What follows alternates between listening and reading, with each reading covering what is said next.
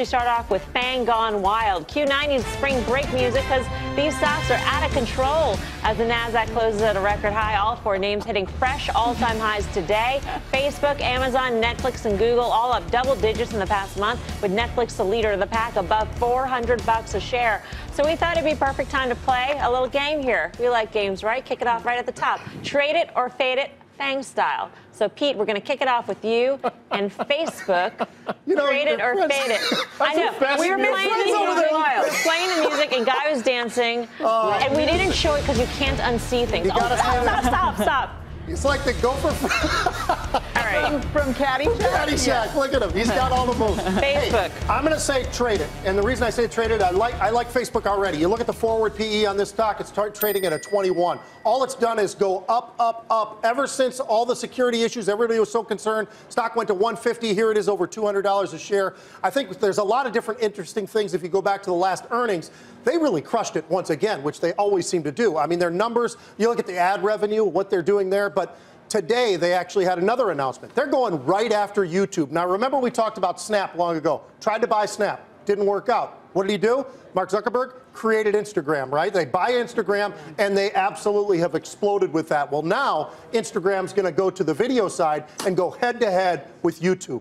That's going to be huge. This stock is still very, very cheap. And they got 1 billion users, Instagram does, as they announced today. Pete, everything Pete said is spot on at 100%. Now, in full disclosure, when it was trading 155 after the whole Cambridge Analytica thing, I thought it was going to flounder for a while, if not go lower from there. So clearly the last 30%, and that's what it's up, I think 30 to 35%, I've been wrong.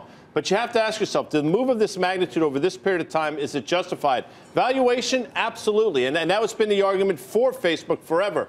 But I still think there's got to be some headline risk as we go into the next earnings. So what is that? Fade it or trade it? Oh, I'm playing a game now? Anybody I didn't know. Given what I just said, I would say fade it. But I said fade it a while ago, too, so I've been wrong. I just wanted to be clear about it. Karen, what do you think about Facebook? I agree with everything he said. But are you fading it? I'm trading it. There you go. I'm trading it. Everything he said is true. I mean, clearly you had that Cambridge Analytica just disaster. Remember, though, the market was down quite a bit during that time. From the day before Zuckerberg was on the Hill, that next morning it was off to the races, and then we had that huge earnings number. I don't see how, I mean, to me, even though it's moved a lot, the valuation is not crazy, the growth is extraordinary. Well, I think you continue to own it here, so that's trade it. Next stock, Amazon. Nathan, trade it or fade it? Well, I'm just going to be in Guy's camp. I mean, listen, at the end of the day, there's a stock that's made how many new highs over the last year? It's up almost 100% over the last 2 years. So every time you said to fade it, you've been wrong here. But to me, I just don't buy stocks on runaway breakouts like this. I think that this goes for Facebook, too. There's just unusually positive sentiment in all of these names right now. And I've never seen anything like it in 20 years in the business. And you could have said that at most points, again, in the last year. And this is a stock that's up 50%. Facebook's up 30-some%. Google's up 20%. I've just never seen anything like it. And we have technician after technician come on and tell us that these 5 stocks or 4 stocks, whatever they are, that make up $3-4 trillion in market cap are equal to the bottom 250 in the S&P that have done nothing. And we're just saying trade it. So to me, at some point, the chicken's going to come home to roost. But when you have guys like Paul Tudor Jones last week or whatever say we're going to melt up at the end of the year, I don't know how you wouldn't expect all of those stocks, these FANG stocks, to melt up with it. So to me, I'm a reluctant fade it. A reluctant fade it. So all of that and to get to.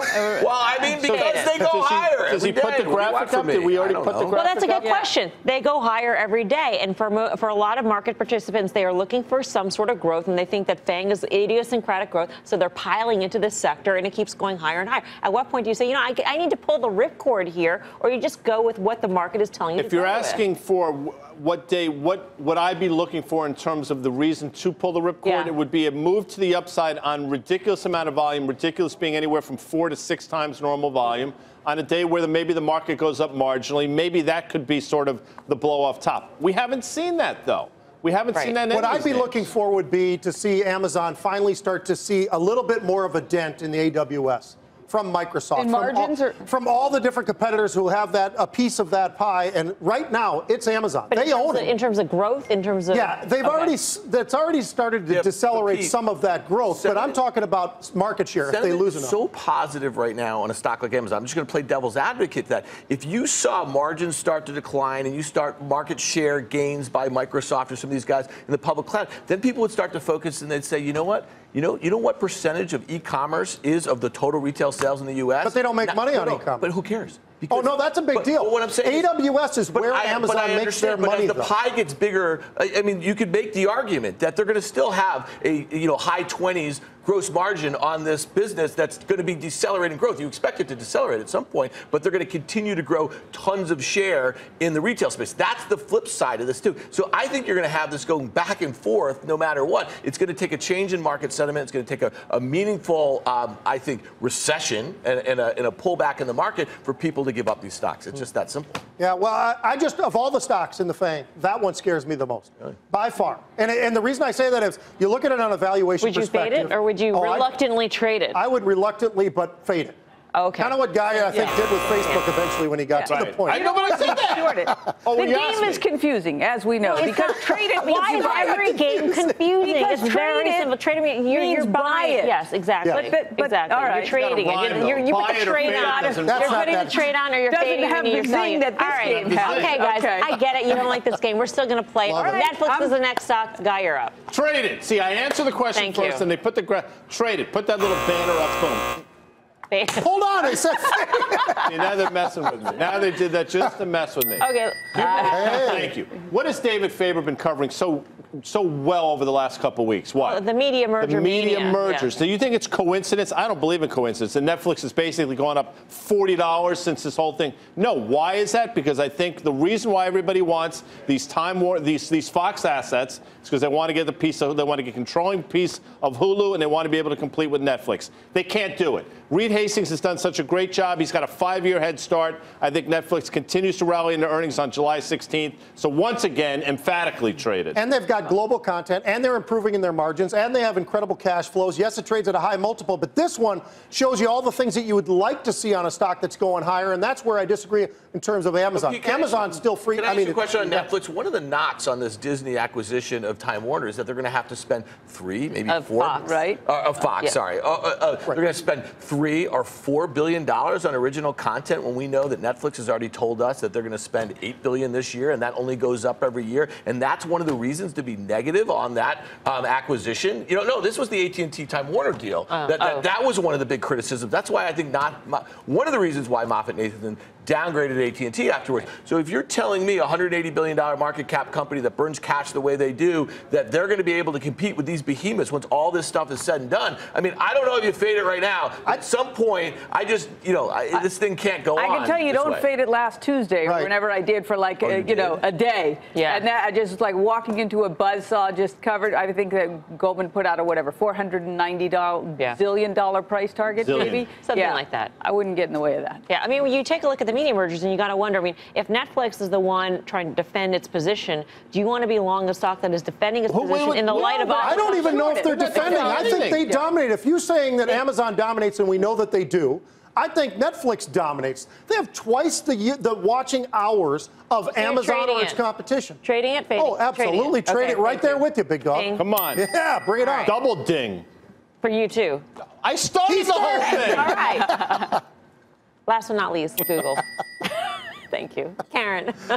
I traded. I'm long it. I mean, I think, it's had a very nice run. They'd had an all-time high today, and I guess it was on the Instagram billion again with the wrong look. They messed it up again. Trade it. See, they don't even know the game. Owns it. I own it. Okay. That means I'm long it. They don't know what they're doing in the control. They yell at us because we play the game wrong, and they're sitting back in EC yelling at each other, putting up the wrong I think you're confusing them. I'm confusing them? The last time Alphabet traded 1,200, it failed, and it went straight to 1,000 over the next month and a half. It got back to that. It filled in that gap. It's gone. This is the one that people feel like it's got the great valuation support. They have, 6, 7 properties with over a billion users, that sort of thing. Again, it's the cheapest one of all of them. And the valuation's not at all crazy. And that's I didn't say it once, Karen. And you already had your turn. I'm just saying. This is It's my turn. Oh, it's your turn? She looked at me. What? You look like you wanted to say something. Yeah, so do you think the stock's going to break out? I think it is breaking out, yes. It just failed at the prior. That's what I just said. It just failed at the prior high.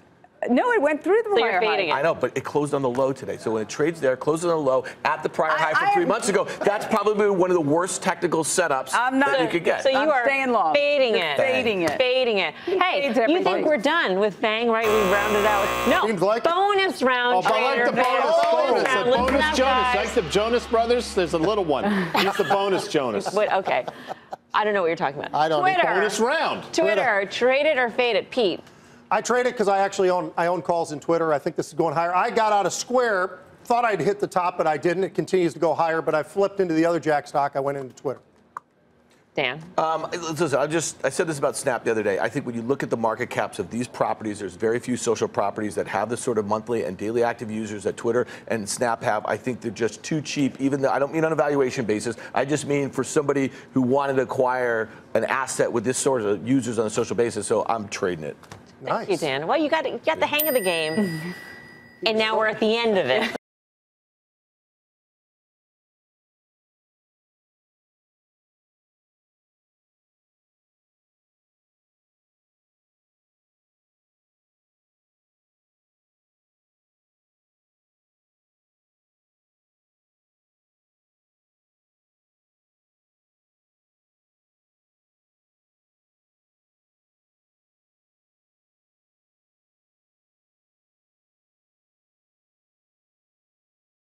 Hey there, thanks for checking out CNBC on YouTube. Be sure to subscribe to stay up to date on all of the day's biggest stories. You can also click on any of the videos around me to watch the latest from CNBC.